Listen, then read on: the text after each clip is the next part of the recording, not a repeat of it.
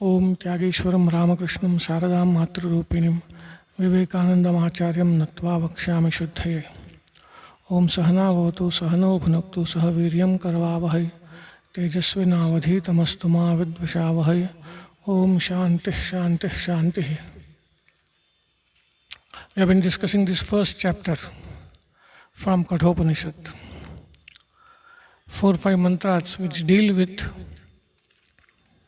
harnessing the energies that we have in our mind and senses, mainly, including body also, but mainly mind and senses. The energies that we have, we need to harness those for our own purpose. These will be used to serve our purpose. That's why Upanishad calls this body itself as a chariot. It is like a ratha. And we are the rathi, the owner of this chariot. So it's not a dead vehicle like a car. Car doesn't have its own attractions. But this body, which is driven by horses, which are like senses. Senses are the horses. So these senses seem to have likings and dislikings. And that's why we have to be careful. It is like harnessing the energy of electricity. Electricity, if it is not harnessed, it will be wasted. It might even be destructive. It might cause damage. But if it is harnessed well, it could be put to good use. So also the energies of this mind and the senses have to be harnessed, put to good use. Bhashyakara says, Kartavya akartavyayoho pravartayitum nivartayitum va shakyani.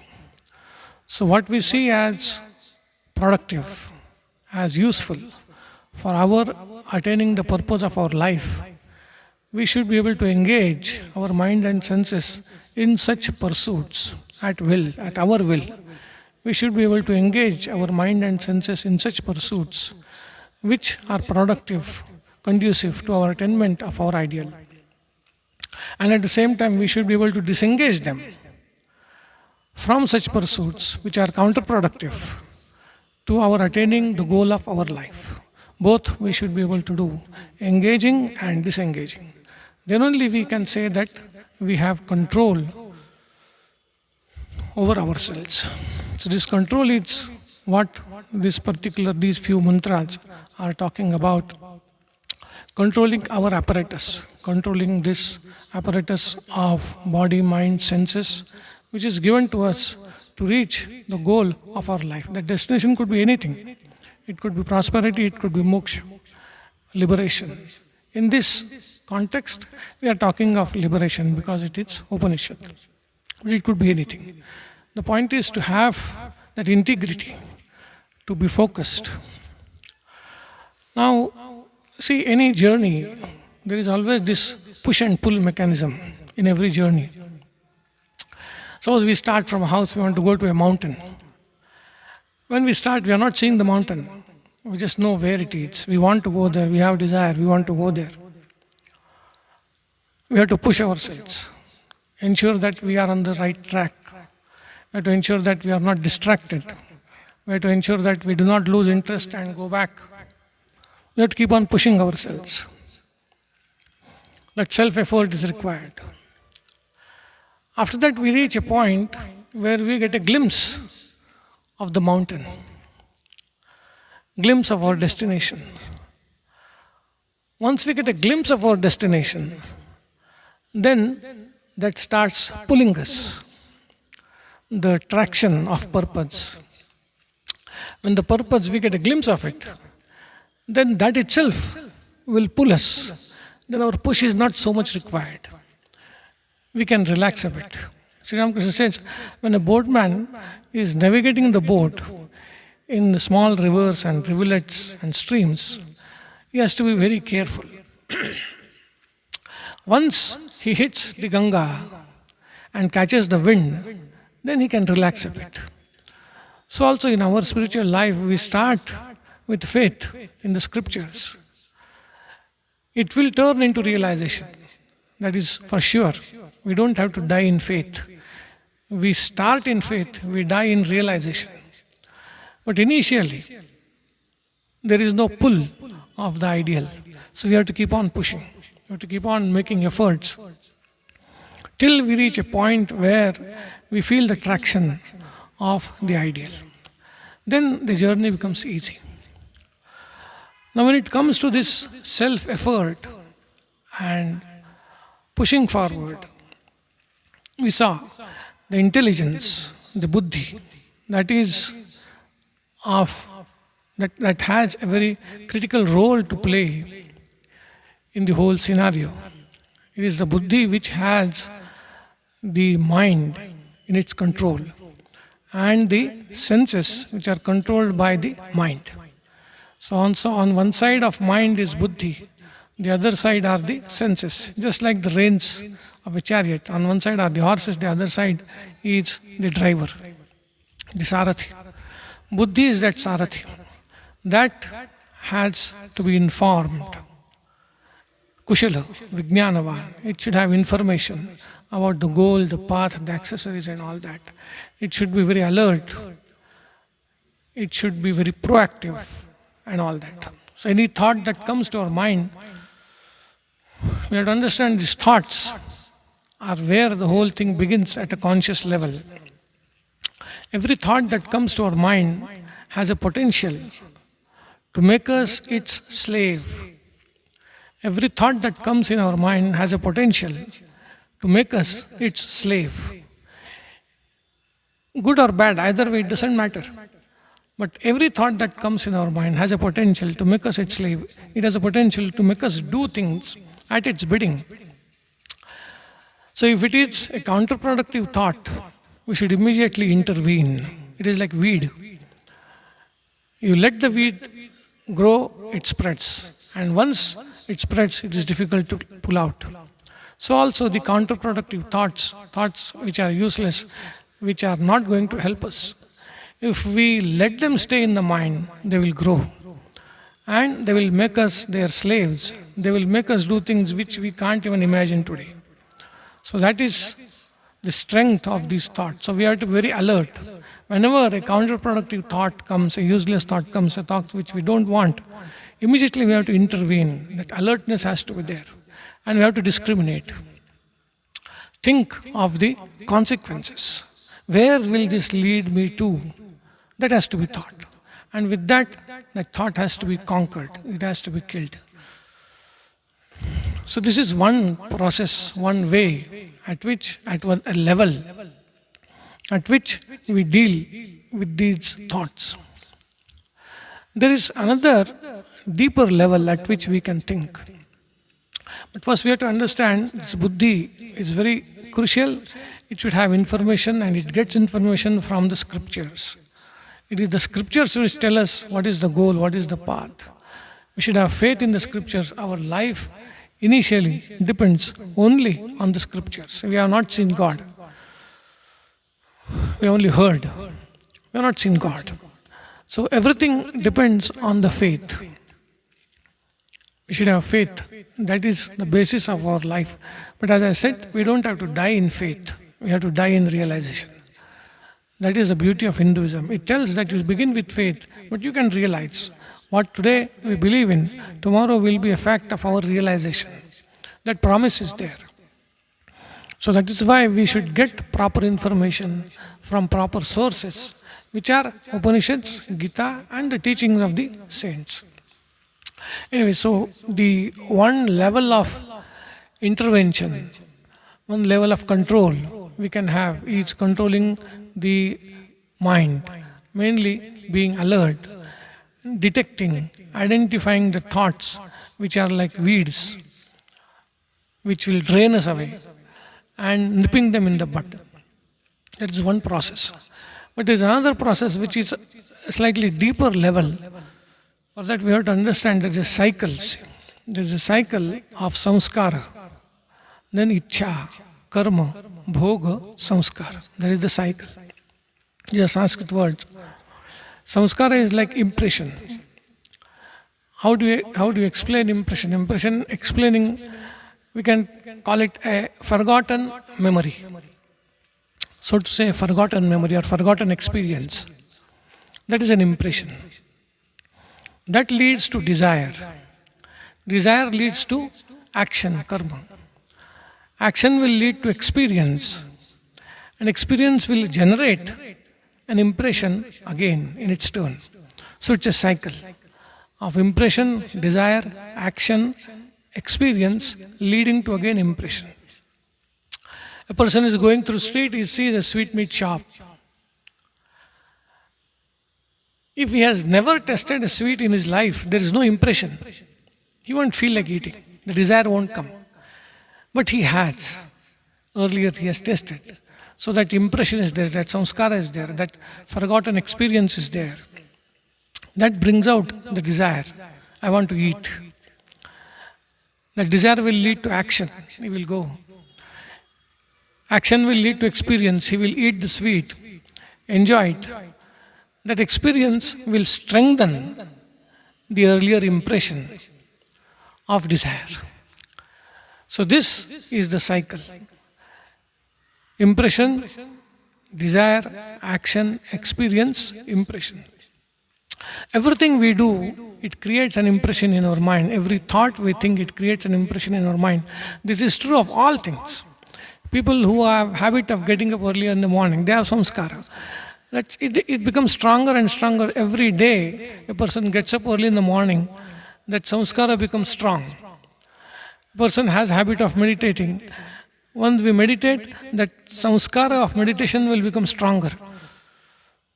That is how once a person starts on the path of being good, it's called snowballing effect. It keeps on, he or she keeps on becoming better and better and better, because those samskaras will keep on becoming stronger and stronger.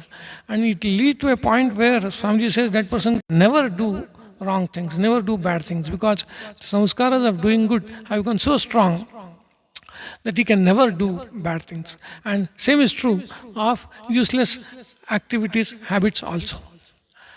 Once you perform an action that creates a samskara, that will create a desire, that will force us to act, that will again create a samskara. So this is the cycle. We have to understand this cycle. There is one breaking point where the first desire comes, as we discussed earlier. When the first, that samskara turns into desire, there we have window. We can immediately intervene, we can be alert, we can counter it, we can nip it in the bud. That is one window. But if we let it, that will lead us to action. Action will lead to experience, that will lead to samskara. But at a deeper level, the samskaras itself can be weakened if we don't want. If somebody has the habit of continuously eating sweets and it is not good for his or her health, that samskara itself can be weakened by opposite samskaras. If he or she listens to a trustworthy person, a trustworthy doctor, how eating sweets is going to hamper and is going to be bad for his or her health, that Shabda samskara, that will counter and weaken the samskara to eat sweets. So this is another way of handling the samskaras, handling the habits. One samskara can be weakened, can be countered by another samskara. And for that, we need to listen. We need satsanga. We need to read good thoughts, opposite thoughts. We have to fill our mind with. We have to generate samskaras through shabda, through words, or through experience, whatever. Through experience of others. And that way, samskaras which we want to get rid of can be weakened, can be countered. So we don't have to wait for them to come to the conscious level as desires.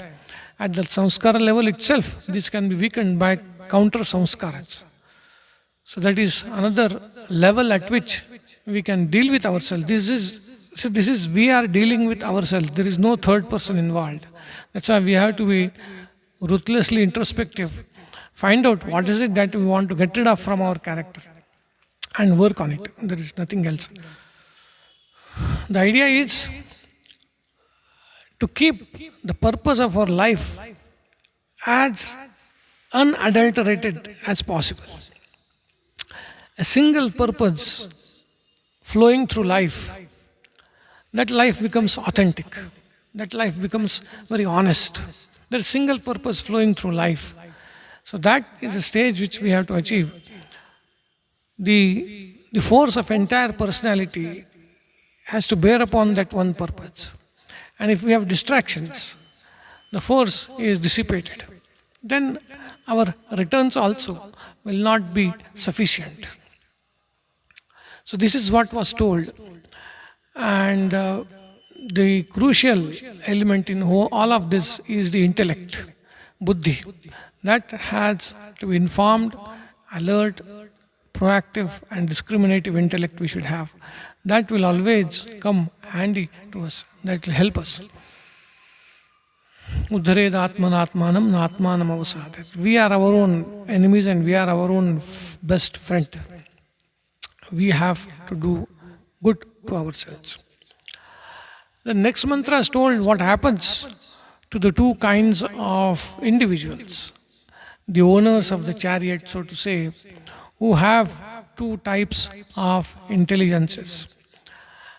A person who has a very inefficient intelligence, has not learned from the scriptures, doesn't have a mind which is controlled. It says, nasatat padam apnoti samsaram chadhigachyate. It will not attain to the goal of life, but will get into this samsara, avagamana, going and coming. Yastva vijnanavan bhavati amanaskah sada shuchihi nasatat padam apnoti samsaram chadhigachyate. Here also beautiful word is used. Amanaskah sada shuchihi. The intelligence is not efficient. The mind is not concentrated. It is impure. And as such, the person itself becomes impure. We feel we are impure when our mind is impure. So, body is always impure. But it is the mind. If mind has pure thoughts, then we feel we are pure. So, a person becomes pure by having pure mind. And again, mind is a medium. What is a pure mind? Pure mind is that which has pure thoughts. So that is why pure thoughts make for pure mind. Pure mind makes for a pure human being. And such a person will sodhvanah paramapnoti. He will cross over the samsara. Vijnana sarathir yastu manah pragrahavanara. Anyway, that is the next mantra. But these two mantras tell us what happens to a person who has an impure mind and inefficient intelligence. Such a person will reach this samsara. And the other one, satutat padama apnoti yasmat bhuyo na jayate. A person has pure mind and efficient intelligence will attain the goal of his life from where he or she will not return. That is God. So we attain God, then there is no more of this birth, death and all this cycle going here, there, nothing is there. We reach our own home, then from there we don't have to go anywhere. So this purity of mind is another subject which is often discussed. I said mind is a medium. For it to be pure or impure, it has to get something from somewhere. So that is why scripture says, ahara sattva shuddhi, ahara shuddhau sattva shuddhi, sattva shuddhau dhruva smriti. Dhruva smriti means continuous remembrance of God or our own real nature. This continuous remembrance of God is possible when there is sattva shuddhi, when there is purity of mind. And this purity of mind comes when ahara is shuddha, when the intake is pure. By birth, we are born with some useless samskaras. and we are fighting with those. But added to that, we want to add something more. That is what scriptures are telling. Don't do that. Don't make your mind a dustbin of all the useless thoughts of the world. That's why it says ahara shuddhi. Generally, ahara means food, but here in this context, ahara just means intake. Intake, what we take into our mind. Food is a part of it. Food also goes to make some part of the mind, no doubt. We know that if we eat some very spicy food, our mind is also not all right. So, but that's a very small part. Mainly is audio-visual business that goes straight into the mind, and it affects the mind. It creates pure or impure mind. That is why good habits help. We should restrict this intake. We should monitor, control intake of ideas into our mind. Whatever we are going to put into our mind, that is going to come back to us. That is going to form into samskaras. That is going to make our character. That is going to make our destiny. That is why we should be careful in what is going into our mind. On its own, mind will not think of unnecessary things. We put it in there, and then those things come out most of the times. As I said, we are definitely born with certain thoughts, no doubt. We are not born with clean slate. But we contribute a lot to what we are, the kind of thoughts that are going through our mind now. We have let these thoughts in first. And then these come back as memories and samskaras. So we have to act as gatekeepers and ensure that good thoughts, pure thoughts, only get entry into our mind. That is why again it comes to what we read, what we see, what we hear. It all comes to that. So this, if our thoughts are pure, our mind will be pure, we will be pure. And he says that Satutat padama apnoti yasmat bhuyo na jayate. We will reach that goal from where we will not return. Now that goal itself is explained. What is that goal in the next mantra? Vijnana sarathir yastu manah pragrahavan naraha so dhvanah param apnoti tad vishnuho paramam padam. So this is the goal that scriptures place before us. Advanaha param, the end of the road. What is that? It says tad vishnuho paramam padam. That is the supreme abode, supreme state of Vishnu. And yasmat bhuyo na jayate. If there is no more birth having attained that supreme state of Vishnu. This Vishnu word is used in our Puranas, all that Vishnu is in Vaikuntha or something like that, and then Vishnu is responsible for the maintenance, Brahma, Vishnu, Mahesha and all that. But that is not the Vishnu that is talked of here in the Upanishads. Here Vishnu is the principle, is a principle. So it is Vyapanashila. That is how Bhashyakara explains it. It is all pervading. Who is the Vishnu? Who is all pervading? That is Vishnu. And Bhashyakara also says Vasudevakhya. His other name of this Vishnu is Vasudeva. We know Vasudeva as the son of Vasu or whatever. But the explanation given by others is Vasayati, that is shelters. There is this principle, there is this entity, there is this truth which Vasayati, which shelters, which provides dwelling to all beings. So that entity in which we all dwell, a common entity, a common substratum of all of us, not only of individuals but also of the matter, of the world. So matter and jivas, the prakriti and jivas, jiva and jagat, everything is sheltered, so to say, in this entity, in this principle, in this truth. That is Vasu, Vasayatiti Vasu. And he is also resplendent, he is self-luminous. That is, we can say simply, in simple terms, we can say God. Vishnu is not a particular aspect of God, but God as the creator, sustainer, destroyer of this universe. God who is sustaining the whole creation. That is the goal. So the goal, that same goal can be approached as Rama, Krishna, all that. These are all personalities with the principle behind all of these personalities, principle behind all the avatars and behind Vishnu, Shiva, all. It is one principle. That is this Vishnu or Vasudeva. He is sheltering all of us, providing dwelling for all of us, and is resplendent. He is in the hearts of all. That is the goal of our life. So this is the goal of our life is told here. And harnessing the energies of our mind and body, this is the accessories, the means, sadhanas that we need. Some more sadhana may be there. Anyway, we will see in our next class. We may not have next 1 or 2 classes. We have the Japagna and all that. We will see.